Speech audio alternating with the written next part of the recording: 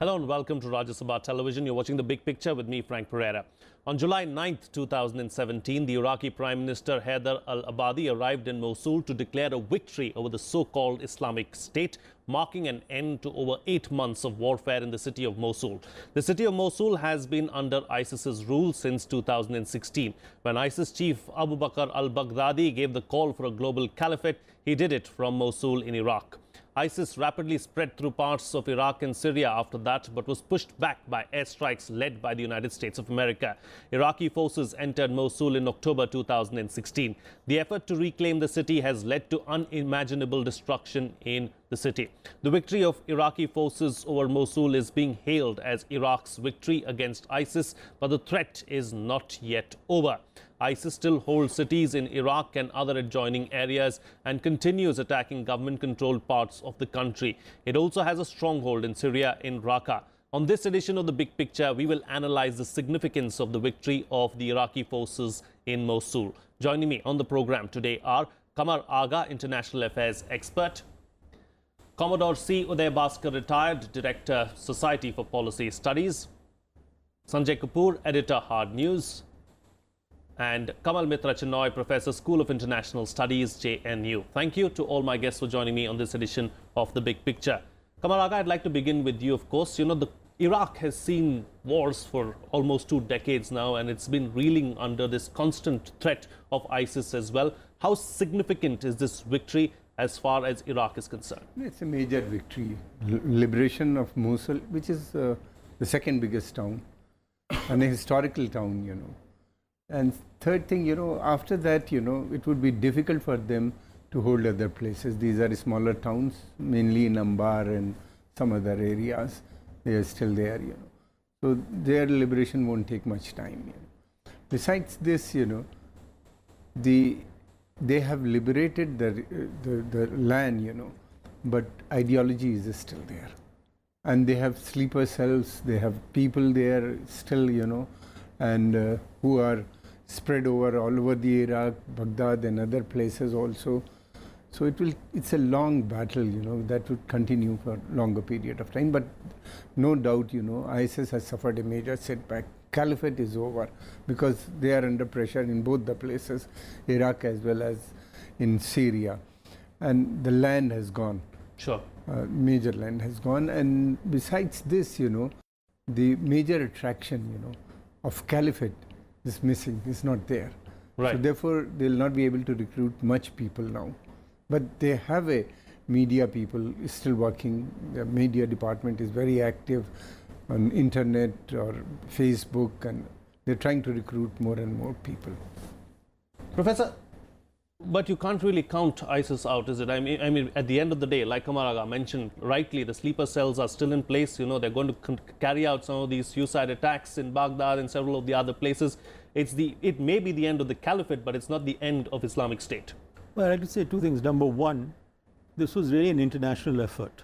Just like ISIS, in a sense, is international, since Islamists have come from all over the Muslim world. The 82nd Airborne was, US Airborne, was providing training and arms for them. Apart from the 60,000 Iraqi troops, there were 40,000 Kurds from Syria and Iraq. And the same kind of formula is being worked out in Raqqa, which is their capital in Syria. So I think, I agree with Qamar that it is a major blow, but it is not that everything is now over and they would collapse. And we must also remember that the IS is spreading out into all sorts of areas, or having clones like, say, Boko Haram in Nigeria. So this is going to be a long-term fight. This is a major victory, but this will require concerted effort and alliances to fight off this kind of extreme Islamist ideology. And I agree with Qamar that the ideology is not finished, but the fact that they've had this loss, they've had to flee to the Tigris River to get out of Mosul. And the fact that they're also surrounded in Raqqa, and there again there is the alliance of Kurds and American-backed forces and the Syrian army and the Syrian democratic forces. I think this large pitch battle scenario is now going to be diminished by smaller but critical attacks in vulnerable places. Sure.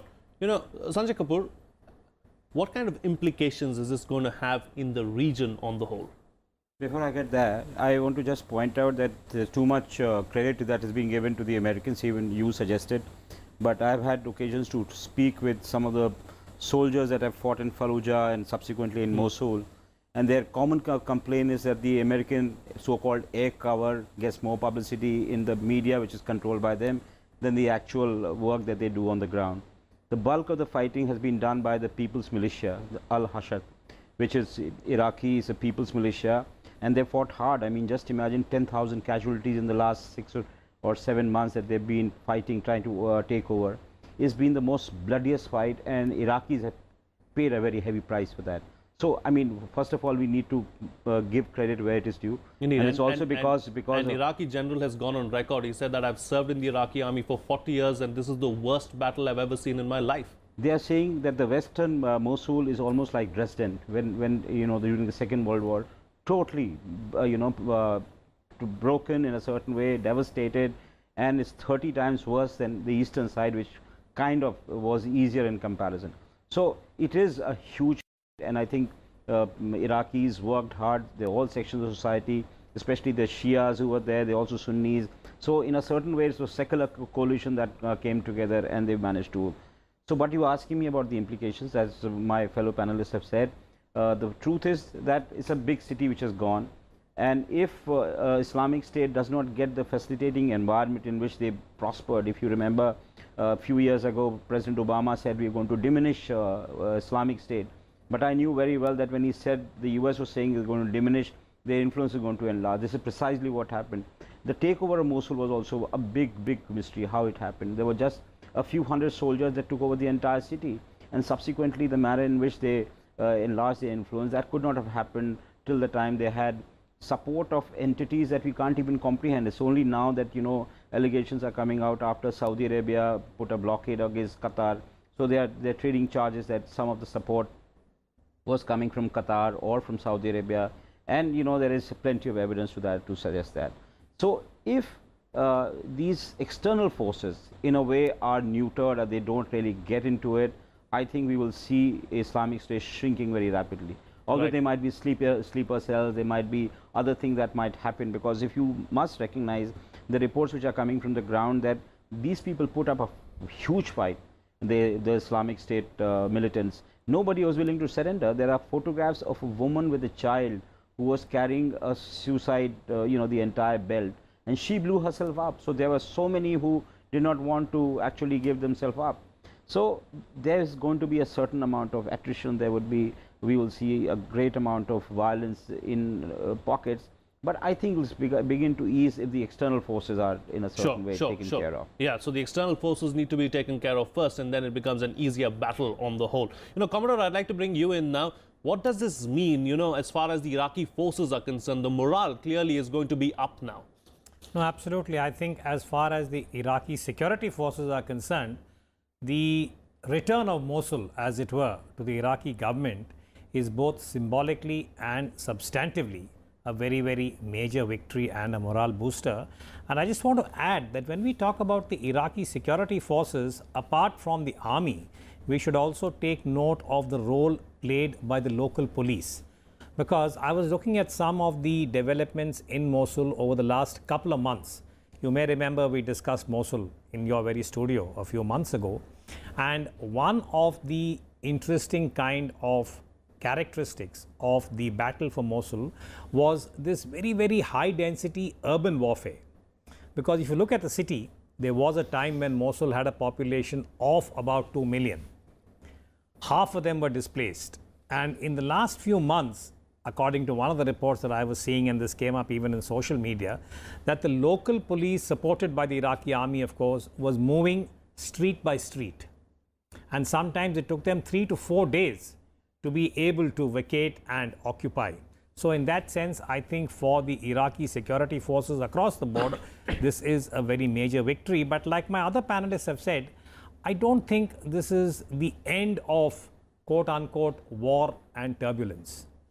This is very important that the IS as an entity has been driven out. But I think as far as Iraq is concerned, perhaps the challenge for the security forces is now going to begin in a different manner. I think reference was made to sleeper cells. As also, there is going to be a vast, I would say, demography that is seeking to be relocated. Now, as I see it, this is perhaps not the most promising assessment to make, but the rebuilding of Mosul is likely to take a decade, if not more. And we just need to ponder over Afghanistan to get an idea about the scale of what has to be attempted. And one figure that is doing the rounds now, particularly against the backdrop of the Al-Nouri mosque having been destroyed. I mean, that's one symbol. Most of the city is razed. One of my colleagues on the panel said it's something similar to Dresden. We are talking about $100 billion. $100 billion to reconstruct Mosul works out to 6,50,000 crores approximately. That kind of money is not available. Yes. So I think for Iraq, one of the biggest tasks of the security forces and the political constituency is how do you bring everyone back, I think, into a same collective endeavor, the rebuilding of Iraq. You know, the road to recovery is going to be long and hard. It remains to be seen what exactly happens. But let's move ahead now. Mr. Raga, you know, as far as global terrorism is concerned, what kind of a signal does this victory of Mosul or the Battle of Mosul send out? The problem is different. This terrorism, actually the problem is in the Arab world, and it is emanating from there. The reason is, you know, regimes are failing, and these regimes are very powerful, backed by the army. They are not allowing democratic forces to emerge.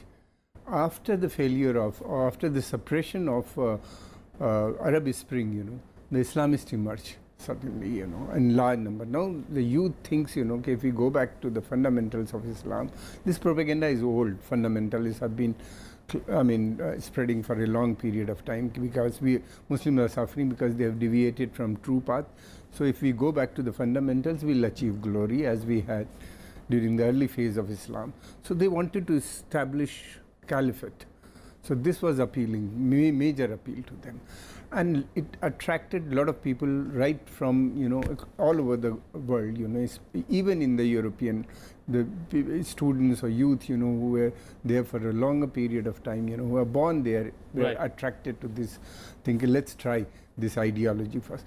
So that is still valid. Let's see, you know, they have formed the caliphate, was established, there was a joy, there was a lot of people, youth from everywhere going there, joining them, wanted to help and establish that caliphate, but that has collapsed. So this collapse, you know, would bring some rethinking.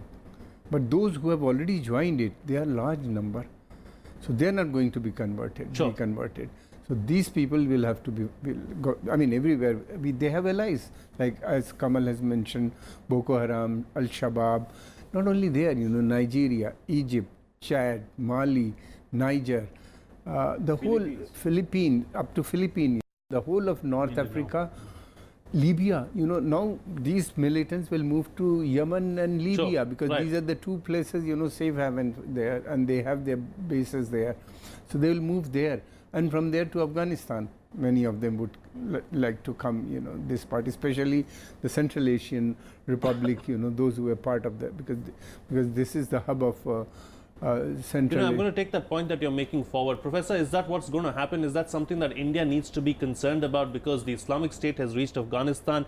They have been defeated in Iraq. They are on the verge of defeat in Syria. Now they're going to try and spread out and branch out to some of these other countries and, you know, try and change their modus operandi as well. Well, look, I think there are two things. Number one, there was big power politics interfering in this, shown clearly by the setting up of the so-called democratic forces, Syrian democratic forces, and their equivalent in Iraq. And these people were linked to Al-Nusra and Al-Nusra, later called Al-Shams, linked earlier with Al-Qaeda. So, I mean, just 1 day, 1.5 days ago, there was negotiations between President Trump and President Putin that there should not be any intervention. But there have been intervention in external forces. For example, the rise of IS in Libya. I mean, even in Gaddafi's hometown Sirte, IS is controlling. it is controlling because there are again so-called democratic forces which have been backed to fight the regime. Then, of course, in Saudi Arabia, there is the problem of the Wahhabi, which is again Wahhabis linked to ISIS. So this is a complex scenario, and the situation has become so difficult because there are all sorts of people putting irons in the fire and trying to make their own leverage and their own alliances. So it has been made much more complex for the Iraqis, much more complex for Raqqa. As Commodore Bhaskar has pointed out, I mean, in Raqqa also there's going to be massive devastation and massive requirements for money. And if you take the case of Gaza, which required only 2 billion, they have not yet been able to rebuild. So what is going to happen to the Caliphate capital in Raqqa and in Mosul? The same thing will happen. And that itself becomes a danger for democracy and development in these countries. Sure. I'm going to go back to a point that Mr. Aga was making. Sanjay, as far as the youngsters are concerned, do you believe that this loss in Mosul is going to dissuade youngsters from joining ISIS in large numbers, or is that still going to continue? You must understand how it all began. You had, first of all, the collapse of the Baath party, the entire, you can say, the infrastructure that sustained politics had been totally devastated by the Iraq war, and similarly, a lot of things were happening. It also coincided with the meltdown in 2008, 2009. People were jobless. That disillusionment amongst the Muslims in Europe towards what kind of governments they were running. Then similarly, you also had democracy deficit in Arab countries. So there were a bunch of factors, and this was all helped by the social media. So the entire profile of Islamic State was being built in a very rapidly. It was being utopia of sorts where people can come. In fact, if you recall, Baghdadi had made this famous speech from the Nouri Mosque, which was pulled down about 15 days or a month back. There he invited all the Muslims to come and work, and he was trying to promise a society which was just, where everybody would be given an opportunity. It was almost like the Communist Manifesto of sorts. But now all that has gone away. I mean, there are stories, there are narratives which have taken a major beating, that it is not a society where people were equal. There was violence, the women were being very maltreated. We've heard all kinds of atrocities and harm that was caused to women. So I think there is going to be less of fascination for this ideology.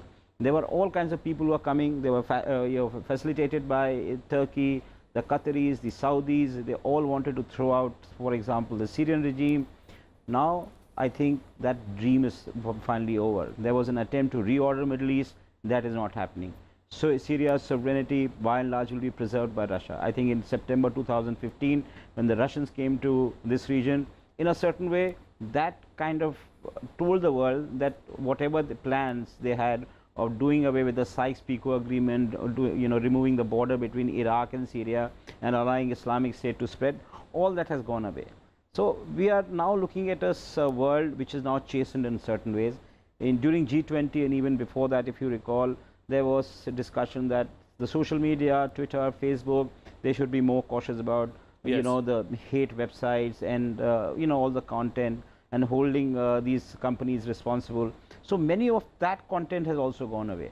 Sure. So if I think we go back to pre-2013 to 14 in a certain way, we may see a less of fascination. Okay, less fascination as far as the Islamic State is concerned is what you're suggesting.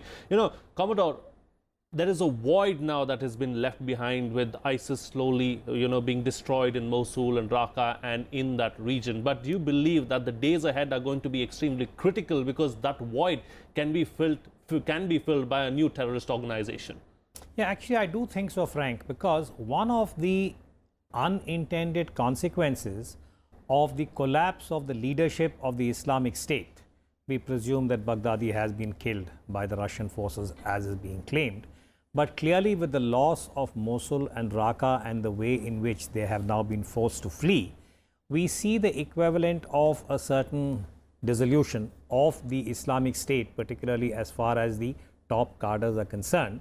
And whatever the Islamic State represented is now going to be relatively leaderless. My own reading is that if you look at the history or the trajectory, if you will, of this ideology, over the last 25 years, roughly from the end of the Cold War. Now, there is one particular version or narrative which says that the very sort of idea, the germ of the modern caliphate after the end of the Cold War, there is enough evidence to say that this was linked to the attack on the two US ships, the Cole incident as it is called, on President Bill Clinton's watch. That is where apparently there is the first reference to the idea of a caliphate. Now, over the last 25 odd years, this ideology has been differently championed. So, we had the Al-Qaeda, Bin Laden, we had, remember, September 9th, 9/11 and what followed. So, in summary, I would say that even as the IS, the Islamic State, is now scattered, perhaps we will see the regrouping of the Al-Qaeda, which went into a similar kind of disarray after Abbottabad and the neutralization or the removal of Osama bin Laden. Now, there seems to be some kind of a little clutter, which suggests that Hamza, the son of bin Laden, is now being groomed. Right. And if you look at the kind of tension that prevailed between the Al-Qaeda and the Islamic State post 2014, when Baghdadi, as it happened, had declared the caliphate from the same mosque, Al-Nuri, at that time, you saw the response from the Al-Qaeda leadership in 2015, 2016. So my own assessment, and this is tentative, is that the ideology is going to remain alive, perhaps under a new leadership, and which is why I think we in India and Southern Asia have to be alert to certain possibilities. And I'd be a little cautious before saying that the Islamic State may not attract the same kind of following. In the interest of time, I'll just draw attention to what happened in Singapore, of all the places in ASEAN, where this young lady was motivated primarily by cyber and social media to lend her support to the cause. So I think we just need to keep that in mind. So indeed, uneasy days ahead, let me put it okay, that. Uneasy days ahead. So let's talk about what's likely to happen in the days to come. Quick closing comments from all my guests in 30 seconds. Mr. Raga, what's likely to happen next? Normally we have seen, if the defeat or major setback comes to such organization, infighting take place for leadership. So in this case also, there will be infighting also within the ISS. And major gain would be Al-Qaeda, as Commodore has just mentioned. Right. A lot of them would go. But depending, how much money Al-Qaeda going to get. Sure. So third thing, if the foreign funding continues to come, then the movement will also, because many countries are using them as a strategic asset. They see ISS as a strategic asset, using them, to gain influence in Iraq or Syria or Libya or other places, Right. They are proxies working for different countries, So that's why that is another problem. Sure. Professor, do you see some of the big countries like the United States, some of the major powers, United States, Russia, Saudi Arabia, maybe slowly pulling out of the region? Look, after the devastation that has been caused, and some more devastation will be caused in Raqqa and other places, if you do not do something about the devastation, the poverty, the loss of jobs, then you will have a revolt. So you cannot have it both ways. You cannot say, okay, we've now taken Mosul and Raqqa, and you collect the money to rebuild. So unless there is a proper level playing field where people can work and live together, there are any number of instances in history which show that there will be a resurgence at some stage or another. May not be exactly the same, but it will be roughly the same, and people will be attracted to it because they feel they don't have a living otherwise. The major powers have helped in the war. Are they going to help in rehabilitation? No, that's a billion-dollar question, primarily because they are still not, they have to disengage from whatever is happening. As I said earlier, many of these powers are responsible for the mess that we have seen. I mean, if you even look at the terrorists or militants who left Libya to come to Syria, for example, you had a casualty in the form of the US ambassador who got killed, which has now become a film and all that. So, you have many factors, you have people who took care of logistics, they all have to withdraw. It's only then they can get into constructive work. And it's a great opportunity if all these people go away, there is reconstruction Iraq and Syria, many companies in India and abroad are going to benefit. Okay. But still some distance off. It's not happening anytime some distance soon. off is not going to happen anytime soon. Commodore, please close the show for us with your concluding I would remarks. just make one suggestion, Frank, if I may. I think India should take a unilateral decision and provide humanitarian aid to the people of Mosul immediately. Without any reference to big powers, United Nations Security Council, I think Mosul's citizens are waiting for someone to reach out. I hope India can do that. Okay, on that note, then we'll call it a wrap on this edition of The Big Picture. Thank you to all my guests, Kamar Aga, Commodore Siyuday Bhaskar, Sanjay Kapoor and Kamal Mitra Chinoy for joining me on the program and putting things into perspective for us. That's all the time we have today. See you again next time.